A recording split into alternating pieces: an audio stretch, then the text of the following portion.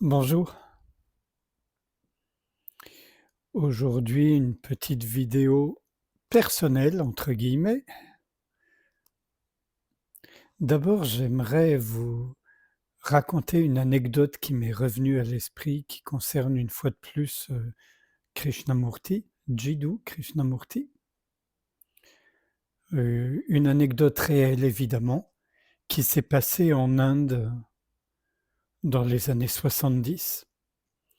Il venait de faire une causerie avec énormément de monde et à la fin de la causerie, comme ça arrivait fréquemment, quelqu'un est venu le voir. Alors là, c'était un jeune occidental, typique de l'époque, c'est-à-dire cheveux très longs. Il était blond barbu, donc cheveux très longs, blonds, barbu, les yeux bleus, habillé tout en blanc et pieds nus. Et il s'approche de Krishnamurti et il lui dit, «Il faut que vous sachiez, je suis le vrai Jésus, l'autre était un imposteur. À votre avis, qu'a dit ou qu'a fait Krishnamurti?» Je vous laisse le temps de réfléchir un peu, hein.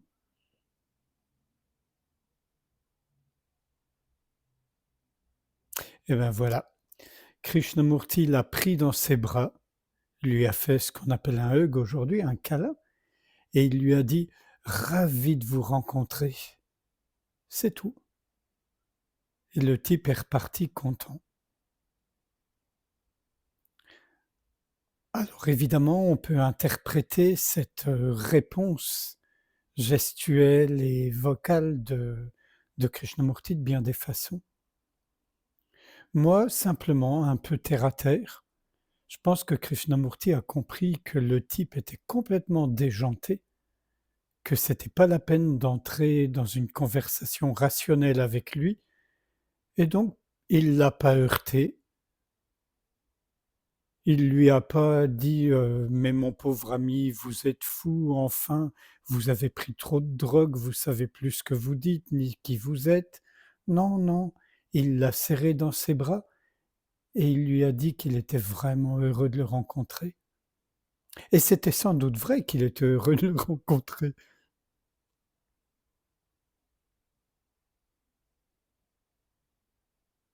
Comment nous nous comportons dans notre vie de tous les jours face à des gens, plus cinglés que nous, disons, ou cinglés d'une autre manière que nous?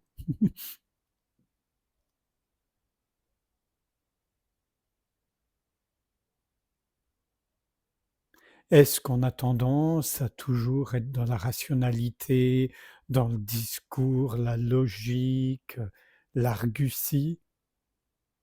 Ou est-ce que quand on voit que c'est pas la peine, on trouve un autre mode? Ne rien dire, laisser parler l'autre, peut-être même lui exprimer notre sympathie. Alors je vais enchaîner à partir de ça sur, ce qui était, à la base l'intention de cette vidéo, à savoir, dénoncer ce que je prends moi pour acquis, c'est que soit on est attentif, soit on est réactif. Il n'y a pas vraiment de troisième voie. On est attentif ou on est réactif. N'est-ce pas, Jaya?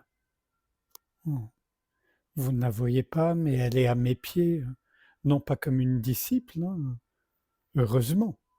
Je n'ai pas de disciple, je n'en veux pas, je n'ai pas de gourou non plus. Donc, soit on est attentif, et alors la réponse juste dans le moment nous vient, quelle qu'elle soit, ou l'absence de réponse parfois, ou la fuite qui est parfois la meilleure réponse. Soit on réagit, et alors en général on va de catastrophe en catastrophe, non seulement nous-mêmes, mais évidemment dans notre relation à l'autre, quel qu'il soit, ou aux autres quand ils sont plusieurs. Encore une fois, je ne parle pas dans le vide, hein. J'ai déjà quand même quelques années d'expérience sur cette terre en tant qu'être humain, et Disons que je me suis souvent beaucoup planté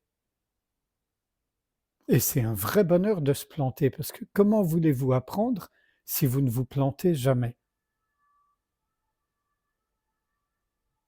Et quand on arrive à apprendre de nos erreurs, alors dans mon cas, je l'ai déjà dit, hein, je suis très lent, donc ça prend beaucoup de temps, mais voilà, c'est pour ça que j'ai intérêt à être très, très vieux, encore que je suis déjà très, très vieux, d'après mes petits-enfants. Mmh. Donc soit on est attentif, soit on est réactif. Et même si on a l'impression qu'on n'a pas de choix, qu'on a touché du doigt la réalité, c'est-à-dire on n'a jamais de choix, on choisit jamais rien. On croit qu'on choisit, on a l'impression de faire des choix, à la fois par réflexe conditionné, par ignorance, par réactivité. Mais en réalité, on fait rien, jamais. Les choses se font pour nous. Et on peut même pas dire que l'univers a choisi comme je l'entends parfois. On n'en sait rien. Tout ce qu'on sait, c'est qu'il se passe quelque chose, qu'on va dans un sens ou dans l'autre. Mais je crois malgré tout, c'est là où je voulais en venir, qu'on ne peut pas choisir, mais on peut avoir l'impression qu'on peut choisir. Quand on voit qu'on est réactif, ça peut s'arrêter, si on le souhaite, évidemment. Si on a une soif intense de liberté, de compréhension, d'être vivant, alors on se surprend en pleine réaction et c'est immédiatement désamorcé. Ça ne veut pas dire qu'on ne va plus réagir, ça veut dire qu'on a la clé magique pour désamorcer ça. Donc il va y avoir encore des réactions, mais une fois qu'est désamorcé le système même, la structure même réactive, on va être de plus en plus attentif. Et quand on est attentif, on a tellement moins de problèmes. Avant d'arrêter, je voudrais juste préciser quelque chose. On ne peut pas se forcer à être attentif. Ceux qui, comme dans la pleine conscience ou certaines formes de vipassana, de zazen, etc., se forcent à être attentifs, sont jamais attentifs. Ils sont concentrés peut-être. Être concentré, c'est pas être attentif. Être attentif, c'est être ouvert, ou comme je le dis moi, être ouverture. Donc soit on est réactivité, soit on est ouverture. Si vous le voulez bien, on peut passer un instant ensemble en silence, sans rien faire, juste observer.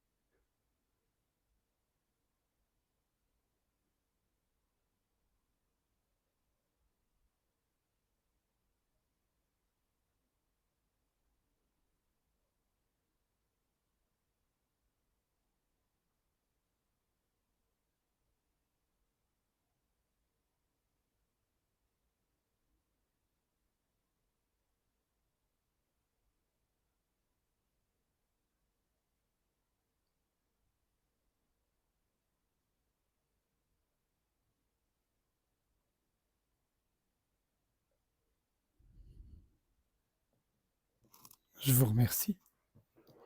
À bientôt.